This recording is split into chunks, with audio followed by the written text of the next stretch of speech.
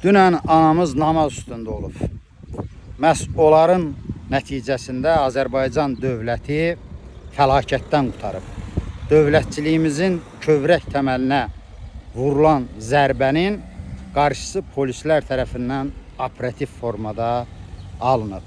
Söhbət Milli Şura və onun tərəfdarlarının 28 may Respublika günü münasibəti ilə Novxanıda keçirdikləri mitingdə Avropa Birliyinin bayrağının qaldırılmasından gedir. Avropa Birliyi, Avropa dəyərləri hara, Cumhuriyyət hara, Rəsulzadə, onun əqidədaşları hara, hansı əlaqəni görüb ona uzaldıblar? Rəsulzadə Avropanın yüzünü görməyib, bəlkə heç tanımayıb. Rəsulzadənin, onun əqidədaşlarının qurduğu Respublikanın əsas amalı Azərbaycanı Şimali Koreya ilə, Afrikanın qardaş dövlətləri ilə, Uzaq Asiyanın Bangladeş kimi dövlətləri ilə bir sırada görmək olub.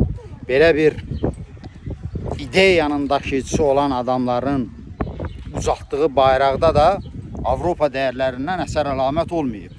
Ona görə sağ olsun polislərimiz dövlətçiliyimizi, xalqımızı təhdid edən o bayrağı dərhal zərərsizləşdiriblər.